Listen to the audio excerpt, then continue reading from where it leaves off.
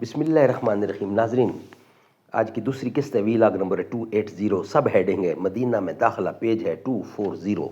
ناظرین، مین ہمارا جو ہیڈنگ چل رہا ہے وہ چل رہا ہے حضور اکرم صلی اللہ علیہ وسلم کی ہجرت، اسی سلسلے کی جتنے پروف اور ثبوت ہیں وہ ہم آپ کے سامنے رکھ رہے ہیں قرآن و سنت کی روشنی میں۔ ناظرین، اس کتاب کے رائٹر ہیں مولانا صفی الرحمان مبارک پوری، اور اس کتاب کا ٹائٹل ہے الرحیق المختوم، سیرت النبی صلی اللہ علیہ وسلم پر دنیا بھر میں اول انعام یافتہ کتاب ہے۔ ناظرین، رابطہ عالم اسلامی مکہ مکرمہ کے زیر اہتمام منعقدہ سیرت نگاری کے عالمی مقابلہ میں اول آنے والی عربی کتاب کا اردو ترجمہ الرحیق المختوم، مولانا صفی الرحمان مبارک پوری۔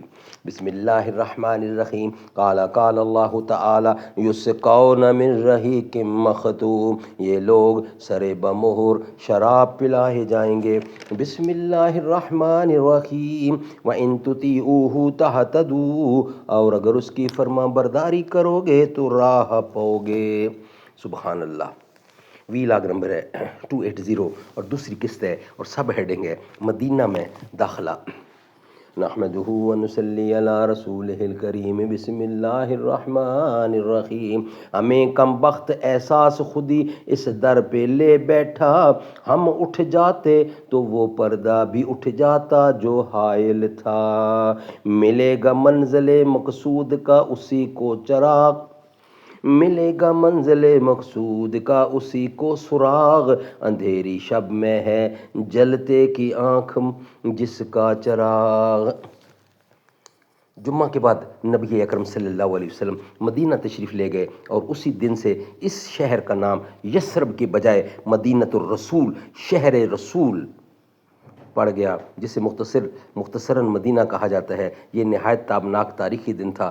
گلی کوچے تقدیس و تمہید کے کلمات سے گونج رہے تھے، اور انصار کی بچیاں خوشی اور مسرت سے ان اشعار کے نغمے بکھیر رہی تھیں۔ اشرق البدر علینا، اشرق البدر علینا من ثنیات الوداع، ان پہاڑوں سے جو ہیں سوئے جنوب، ان پہاڑوں سے جو ہیں سوئے جنوب، 14ویں کا چاند ہے ہم پر چڑھا۔ وجب الشکر علینا ما دعا للہ داعی، کیسا عمدہ دین اور تعلیم ہے، شکر واجب ہے ہمیں اللہ کا۔ ایھا المبعوث فینا جئت بالامر المطاع، ہے اطاعت فرض تیرے حکم کی، بھیجنے والا ہے تیرا کبریا۔ انصار، ہے اطاعت فرض تیرے حکم کی، بھیجنے والا ہے تیرا کبریا۔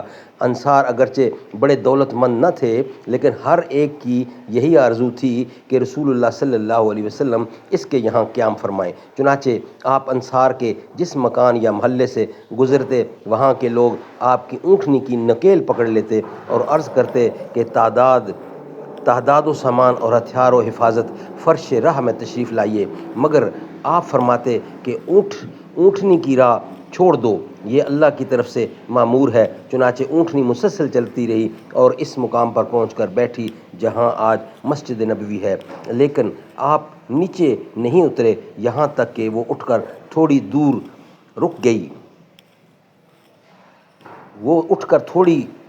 گئی۔ پھر مڑ کر دیکھنے کے بعد پلٹ آئی اور اپنی پہلی جگہ بیٹھ گئی۔ اس کے بعد آپ صلی اللہ علیہ وسلم نیچے تشریف لائے۔ یہ آپ کے ننیہال والوں یعنی بنو نجار کا محلہ تھا، اور یہ اونٹنی کے لیے محض توفیق الہی تھی، کیونکہ آپ ننیہال میں قیام فرما کر ان کی عزت افزائی کرنا چاہتے تھے۔ اب بنو نجار کے لوگوں نے اپنے گھر لے جانے کے لیے رسول اللہ سے عرض و معروض شروع کی، لیکن ابو ایوب انصاری نے لپک کر کجاوا اٹھا لیا اور اپنے گھر لے کر چلے گئے۔